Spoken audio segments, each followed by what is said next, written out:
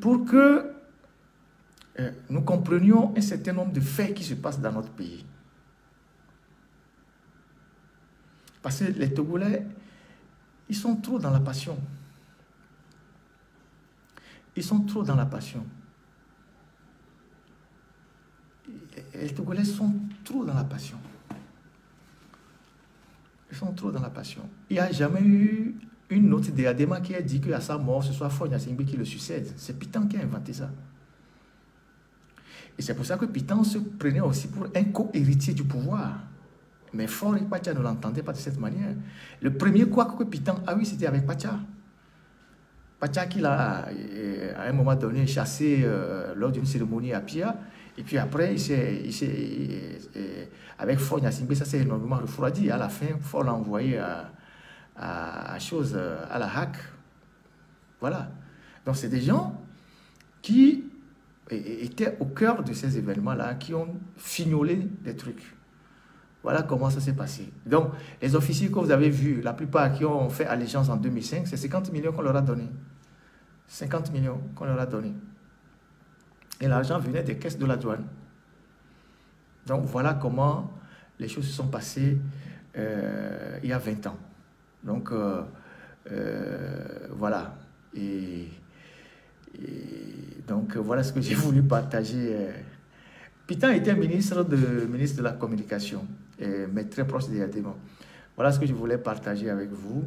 Et ce que je vous dis là, il y avait même plein de gens, d'officiers, des gens proches qui ne savaient pas. Parce que ça a été tellement protégé. Ce qu'ils ont fait, ils l'ont tellement cloisonné que la seule chose que les gens savaient, c'est qu'il y a des mois, puisqu'ils sont revenus de la Tunisie, ils ont sorti quelque chose de l'avion. Sur l'aéroport de Niamtougou, tout le monde a vu, donc les gens pensaient que c'est Yadema qui est revenu mort, qu'on sortait de l'avion. C'était une simulation. Il était déjà à son domicile, où on avait mis dans la morgue et que les légistes ivoiriens, les thanatoprateurs s'occupaient du corps, parce que le corps a brûlé au premier degré. C'est ça la réalité. Donc, voilà ce que j'ai voulu partager aujourd'hui avec vous. Et que chacun essaye, à chaque fois qu'on lui présente une version des faits, de tourner ça et de voir l'autre version, de savoir que ce n'est pas forcément la bonne version et de savoir où on met les pieds. Et quand je vous dis que ce pays est profondément ancré dans les systèmes diaboliques, je ne le dis pas au hasard, je ne le dis pas parce qu'il faut le dire. Je le dis parce que je sais. Je sais. Donc, faites très attention. Donc, les gens qui sont allés là-bas mettre les 3 pièces, danser comme si c'était au funérailles de leur belle-sœur, ou je ne sais pas leur quoi là. Voilà comment ça s'est passé. Donc, c'était un secret qui a été bien gardé dans la famille Gnassingbé pendant longtemps. Aujourd'hui, on voit bien que les langues vont continuer par se libérer, hein, se délier. Et on en saura davantage. On en saura davantage. Donc, voilà ce que j'ai voulu partager avec vous. Le live d'aujourd'hui, on est déjà à 2h20. Je pense qu'on a dit l'essentiel. Les gens attendaient cette partie de l'histoire. Et je me suis promis de vous la raconter. Voilà, donc, voilà la partie de l'histoire. Et donc, en conclusion, Yadema n'est pas mort le 5, il est mort le 4. Il n'a jamais été évacué. Il n'est jamais monté dans un avion. Et il n'est pas enterré dans le caveau qu'on montre. Et puis ensuite, voilà, c'est ça. C'est tout. On l'a enterré sur la montagne. C'est ça. C'est ça la réalité. Donc, si demain, on vient vous dire, ah, et voilà, il faut dire, non, c'est faux. Et c'est normal, parce que même dans nos traditions, il y a des patriarches, ils ont leur tombeau, mais ils ne sont pas dedans. Ce n'est pas une manœuvre. Non, c'est des choses qui existent dans la tradition. On ne la découvre pas. On ne la découvre pas, en fait. Je ne sais pas comment dire ça.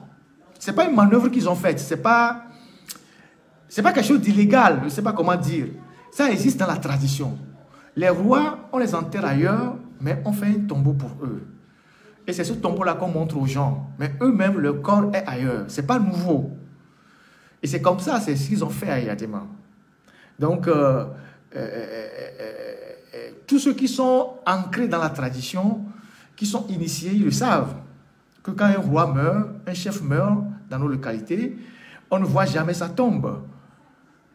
Mais on érige une tombe symbolique devant laquelle les gens viennent se recueillir, se prosterner, alors que la dépouille même, elle dort ailleurs. Donc voilà, ce n'est pas des choses à incriminer, c'est la tradition, c'est ça. Voilà ce que je voulais dire. Donc voilà ce que j'ai voulu partager avec vous. Et donc, non, je ne peux pas... Pour faire un résumé en EV, c'est long parce que je suis très fatigué. Vous savez, parler 2h30 sans document, rien du tout, avec des idées en tête, c'est pas évident. C'est pas évident. Donc, je vais dire 2 ou 3 mots. Il y a des gens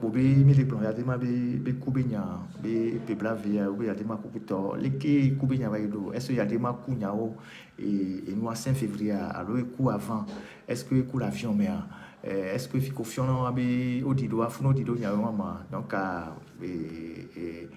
les années il y a des gens le 4 le 5 février 4 février coup et l'avion mission encore sauver que les coups et cas sans mais encore avec Daropia et on le traité corps yo on t'en soit avion on soit chaka mon vidéo on peut évacuer à mes coucou sur les dans sur les Israël avec couler monti et qui va retrouver bova donc on dit il y a des mal fou on dit wa be tout a dit les carali fou les pieds les fou voilà et qui me mal donc voilà il y a rien de shoot dans tout ça quoi. Voilà ce que j'ai voulu partager avec vous et sachez que il y a des pans de l'histoire du Togo qui échappent beaucoup à l'opinion, au commun des Togolais, et il faut parfois que certains ouvrent le couvercle, qu'on ouvre le couvercle pour informer les gens. Voilà ce que j'ai voulu partager avec vous. Donc, on va s'arrêter là. Quelqu'un me disait de parler de Yass. J'ai déjà dit ça, j'ai déjà parlé de ça. J'ai déjà parlé de ça. Et si vous voulez vraiment parler de Yass, demandez à Fogna Singui Sinaloson. Donc, c'est eux qui sont les principaux patrons de Yass. Les Malgaches sont juste devant. Et attaquez-vous aux vraies cibles plutôt que de vous attaquer aux cibles secondaires. Mais ce qui me fait très mal pour notre pays, et ça je tiens à vous le dire avant de fermer ce live, ce qui me fait très mal pour notre pays, c'est le fait que nous avons de l'argent à entretenir les autres, mais jamais à entretenir les Togolais.